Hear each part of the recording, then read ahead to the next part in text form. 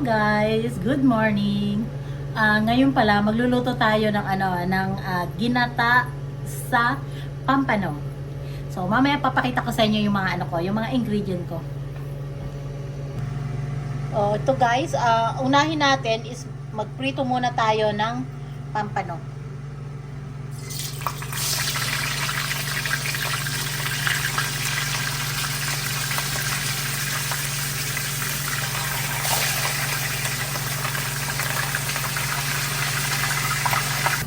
So, ayan, balik na rin muna natin.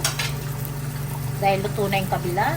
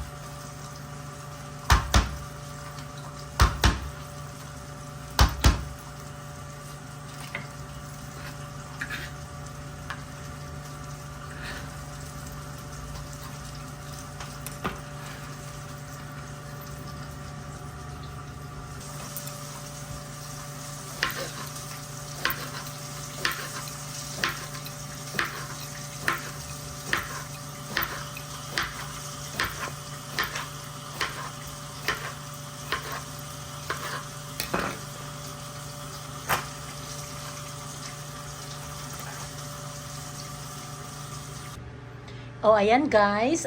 Tapos ko na lutuin ang aking pampano. Pinirito ko siya. Ito yung mga ingredient ko. May talong, merong pechay, may okra, at ayan ang aking gata. Kasi nung isang taon pa yan, yung gata ko na yan. Baka mamaya masira na. Pero tinignan ko is, expired niya is 2025 pa sa next year pa. Kaya pwede na. So, ayan, may luya, may bawang, may sibuyas, may kamatis tayo. At ito ang aking mga ayan, may may asin, meron tayong black pepper at may konting, lagyan ko lang ng konting patis. So ayan guys, sarap ng kain ko ngayon kasi nga nakita ko to, isa sa mga mga subscriber ko, kaya ginaya ko siya. Sarap kasi ng ganitong klaseng ulam. Tapos may gata siya yung gata sa isda. Ay, ang sarap talaga, grabe. Mapapadami siguro ang kain ko ngayon. Ngayon wala munang reduce. Kain tayo talaga ng sobra-sobra. Okay guys, umpisa na tayo. Hello guys, ito rin yung ginamit ko na na oil. Kasi nga binawasan ko kasi ang dami kasi. Umpisa na tayo. Ano natin ng bawang.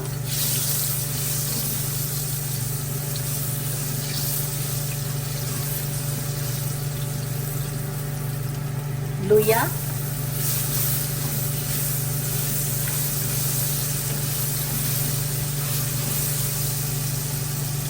Sibuyas.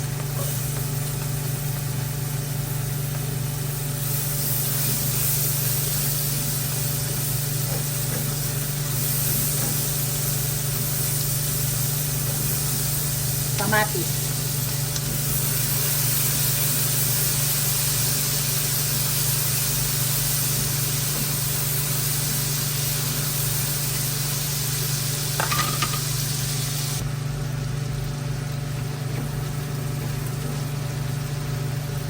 Okay guys, lagyan natin siya ng ng konting tubig lang.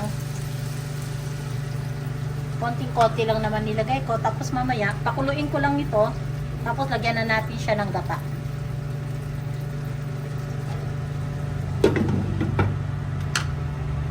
Ayan guys, buksan na natin. Haluin muna natin. Lagyan na natin siya ng gata. Tapos lagyan natin ng konti tubig.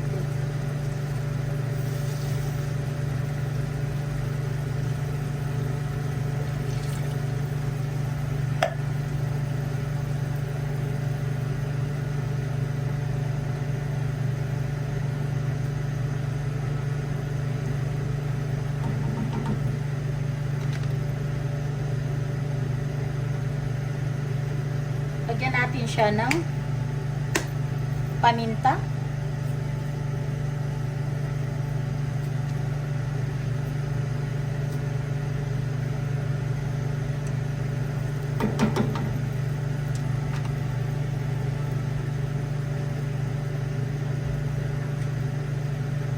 Lagyan natin ng konting patis.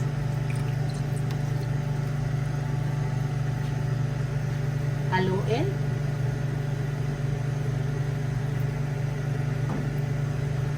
Pakuliin lang natin, tapos ilagay na natin ang ating mga gulay. Ayan, buksan natin. Napakabango ng amoy.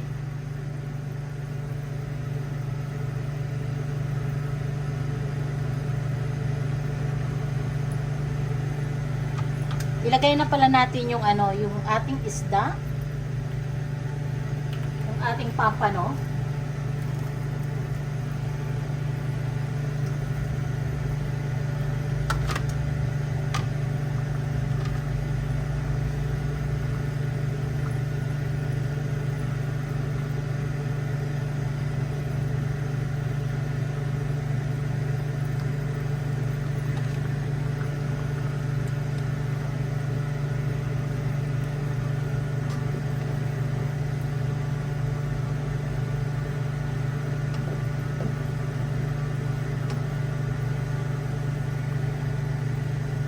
Ngayon, ilagay na natin ang ating okra. Wala tayong sili kasi nga, unang-una, hindi rin kasi ako kumakain ng sili, kaya hindi ko na nilagyan.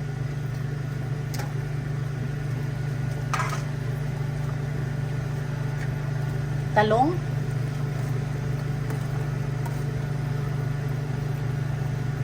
Mamaya na natin ilagay ang ating pechay. Kasi madali lang naman siyang maluto.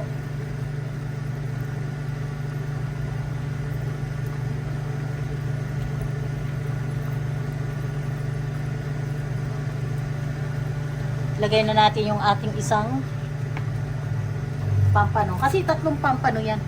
Sobrang dami. Para isang lutuan na lang. Yan, sarado muna natin. O yan guys, buksan na natin.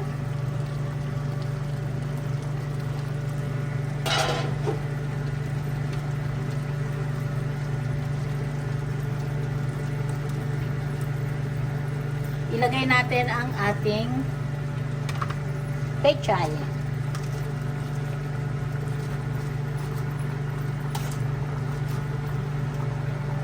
Sarado natin para bumaba siya. Ayan guys, buksan uli natin.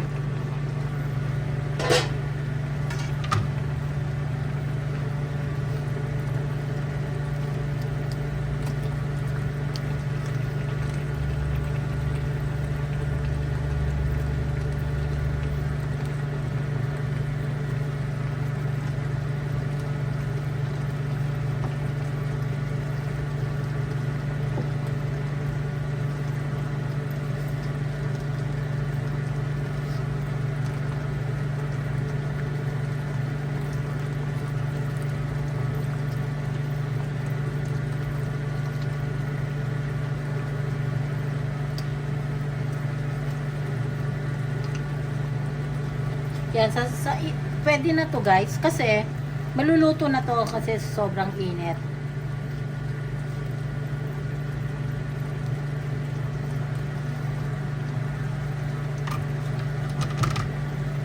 Takpan natin.